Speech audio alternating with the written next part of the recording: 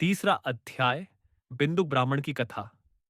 श्री सूत जी बोले, शौनक सुनो, मैं तुम्हारे सामने एक अन्य गोपनीय कथा का वर्णन करूंगा, क्योंकि तुम शिव भक्तों में अग्रगण्य व वेद वेत्ताओं में श्रेष्ठ हो। समुद्र के निकटवर्ती प्रदेश में वाशकल नामक गांव है, जहां वैदिक धर्म से विमुख महापापी मनुष्य रहते हैं। वे सभी दुष्ट हैं एवं उनका मन दूषित विषय भोगों में ही लगा रहता है। वे देवताओं एवं भाग्य पर विश्वास नहीं करते। वे सभी कुटिल वृत्ति वाले हैं, किसानी करते हैं और विभिन्न प्रकार के अस्त्र शस्त्र रखते हैं। वे व्यभिचारी हैं। वे इस बात से पूर्णतः अनजान हैं कि ज्ञान, वैराग्य तथा सद्धर्म ही मनुष्य के लिए परम पुरुषार्थ हैं। वे सभी पशु बुद्धि हैं। अन्य समुदाय के लोग भी उन्हीं की तरह बुरे विचार रखने वाले, धर्म से विमुख हैं। वे नित्य कुकर्म में लगे रहते हैं एवं सदा विषय भोगों में डूबे रहते हैं। वहां की स्त्रियां भी बुरे स्वभाव की, स्वेच्छाचारिणी, पाप में डूबी, कुटिल सोच वाली और व्यभिचारिणी हैं। वे सभी सद्व्यवहार तथा सदाचार से सर्वथा शून्य हैं। वहां सिर्फ दुष्टों का निवास है। वाशकल नामक गांव में बिंदुक नाम का एक ब्राह्मण रहता था। वह अधर्मी, दुरात्मा एवं महापापी था। उसकी स्त्री बहुत सुंदर थी। उसका नाम चंचुला था। वह सदा उत्तम धर्म का पालन करती थी, परंतु बिंदुक वेश्यागामी था। इस तरह कुकर्म करते हुए बहुत समय व्यतीत हो गया। उसकी स्त्री काम से पीड़ित होने पर भी स्वधर्म नाश के भय से क्लेश सहकर भी काफी समय तक धर्म भ्रष्ट नहीं हुई, परंतु आगे चलकर वह भी अपने दुराचारी पति के आचरण से प्रभावित होकर दुराचारिणी और अपने धर्म से विमुख हो गई। इस तरह दुराचार में डूबे हुए उन पति पत्नी का बहुत सा समय व्यर्थ बीत गया। वेश्यागामी, दूषित बुद्धि वाला व दुष्ट ब्राह्मण बिंदुक समयानुसार मृत्यु को प्राप्त हो नरक में चला गया। बहुत दिनों तक नरक के दुखों को भोगकर वह मूढ़ बुद्धि पापी विंध्य पर्वत पर भयंकर पिशाच हुआ। इधर उस दुराचारी बिंदु के मर जाने पर वह चंचुला नामक स्त्री बहुत समय तक पुत्रों के साथ अपने घर में रहती रही।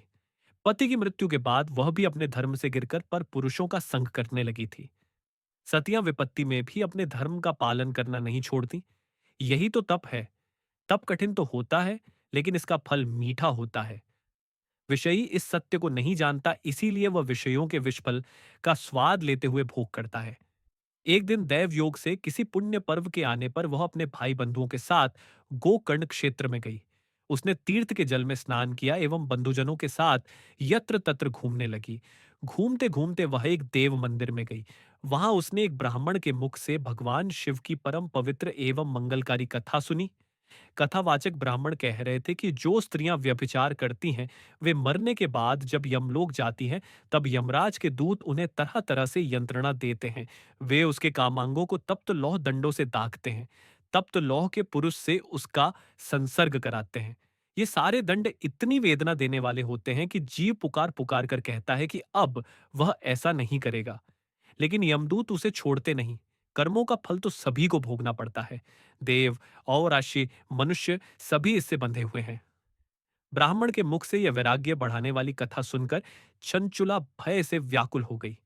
कथा समाप्त होने पर सभी लोग वहां से चले गए।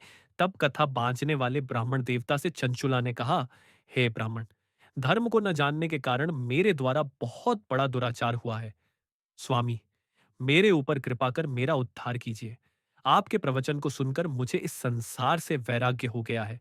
मुझ मूढ़ चित्त वाली पापिनी को धिक्कार है।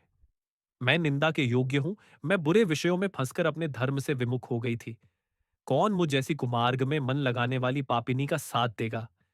जब यमदूत मेरे गले में फंदा डालकर मुझे बांध कर ले जाएंगे और नरक में मेरे शरीर के टुकड़े करेंगे, तब मैं कैसे उन महायातनाओं को सहन कर पाऊंगी?